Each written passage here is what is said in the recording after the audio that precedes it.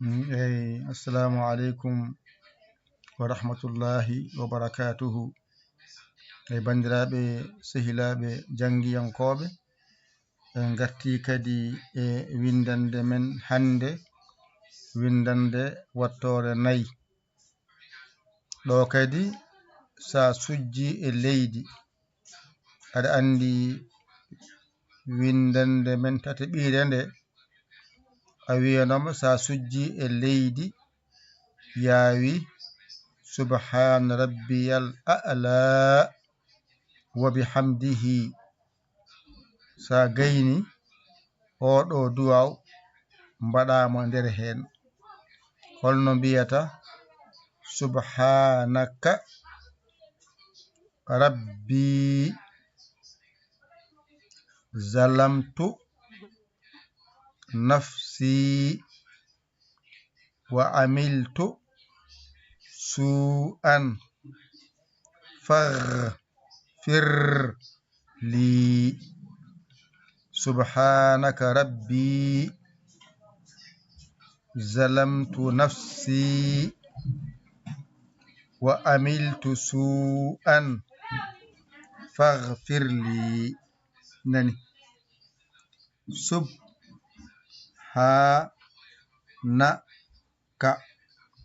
subhanaka rabbi zalamtu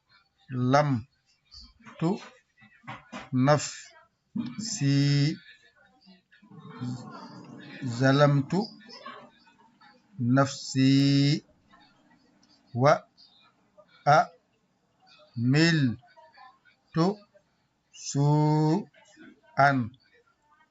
amiltu su'an faghfir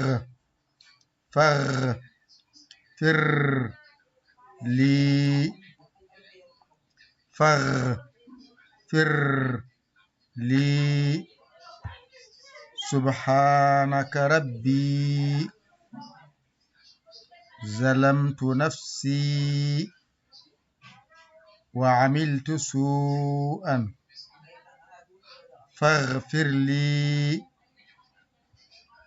Subhanaka rabbi zalamtu nafsi wa amiltu su'an faghfir li. Subhanaka rabbi zalamtu nafsi wa amiltu su'an faghfir li. Jangin subhanaka rabbi zalamtu nafsi wa amiltu su'an faghfir li. Subhanaka rabbi zalamtu nafsi wa amiltu su'an faghfir li. Subhanaka rabbi zalamtu nafsi wa amiltu su'an faghfir li. Subhanaka rabbi zalamtu nafsi wa amiltu su'an faghfir li. Subhanaka rabbi zalamtu nafsi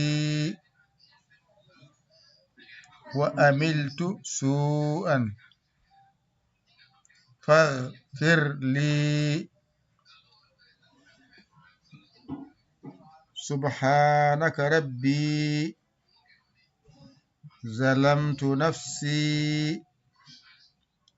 wa amiltu su'an faghfir li. Windande men nayeɓire Dental Dina TV Amo Jeeno ko heno njahata ko YouTube binda Dental Dina TV njiyangal baɗa abonné janta e jangoɓe jaha gona yeeɓiyanke ko woni toon ko naftoro hankadi wona jeeyama e golle anne ngara gadda ballal ma nanna ɗum 77 906 14 81 anne min jiya jingere ma e ballal ma e duuso ma e galle golle tawna on jarama jokke golle min beltima nannaki famnaki ko jokken golle ɓuri yodde ɓuri famnade holno golle jokkirte jungo tan e poos ƴetta ko mbawɗa nanna e numéro he 77 906 14 81 kalɗo mbawɗa wonde aɗa janga hen aɗa faama hen anne a jeyama hen waɗa hen ballal ma funnague hirnague rewo worgo debbo e gorko suka e mawɗo ndendi poti hen goto kala en janga tan e naftoro ene nafa hen ene naftoro hen ene walla hen ene walle hen ene jinga hen ene jingane hen ene fof ndendi golle ɗe koto hay goto ɗaw hoore mum e moƴƴere yahore nde ɗo gonɗa fof hande Allah wallima weebna sarama walla sarama ƴettu ko mbawɗa ko lombana e julɓe kono gollira golle ɗe tawaɗen ndeeji eɗen janga yo Allah hokku en nande e famde windande mon naye ɓiire nde ɗo haaɗi ƴette kuɗi mon e karneji mon mbañiroɗon subhanaka rabbi zalamtu nafsi wa amiltu su'an faghfirli ɗum noon waɗete ko holnden a sujji e leydi a jangino subhana rabbiyal a'la wa bihamdihi ngayna noon janga oɗo duwaw subhanaka rabbi zalamtu nafsi wa amiltu su'an faghfirli sa welama noon sujud gadiɗo o mbaɗa hen subhana rabbiyal a'la wa bihamdihi sujud ma ɗimmijo o janga hen subhanaka rabbi zalamtu nafsi wa amiltu su'an faghfirli kono ɓuri yodde noon ko adoro subhana rabbiyal a'la wa bihamdihi ha ngayna ndewna hen subhanaka rabbi zalamtu nafsi wa amiltu su'an faghfirli subhanaka rabbi woni senare wodeni jomam subhanaka rabbi senare wodenima an jomam min maccuɗo maɗa oɗo zalamtu nafsi mi toñi hoore am kadi wa amiltu mi golli su'an bonande an noon woni kalifa am jamirɗo yomi yafnoma mi ari mbeɗa yafnoma wadde faghfirli ɗum jinmi kafrana kam jafoɗa kam ɗum woni subhanaka senade wodanima ko Allah kucciɗɗa aɗa haalda e makko aɗa wiyamo subhanaka senade wodanima rabbi jomam mi maccuɗo maɗa oɗo noon zalamtu mi toñi holmo toñmi nafsi hooram joni noon ganda wa amiltu su'an mi golli ko boni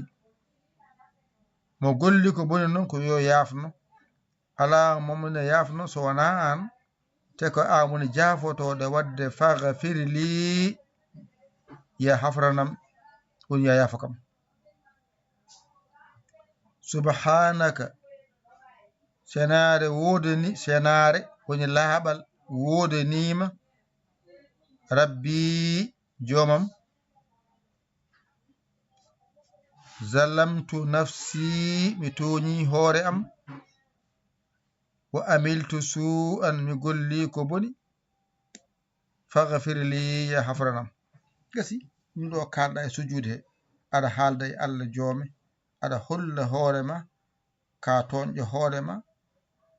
aɗa ari ɗaɓɓude yaafeede gasi ɗum ɗo sa haali ɗum tan gasi a andi ko moƴƴere woni ɗon a haalani ko boni a haalde Allah mbinoɗo ya ar jafnoɗa ɗum a remakko aɗa yafnoma o yafama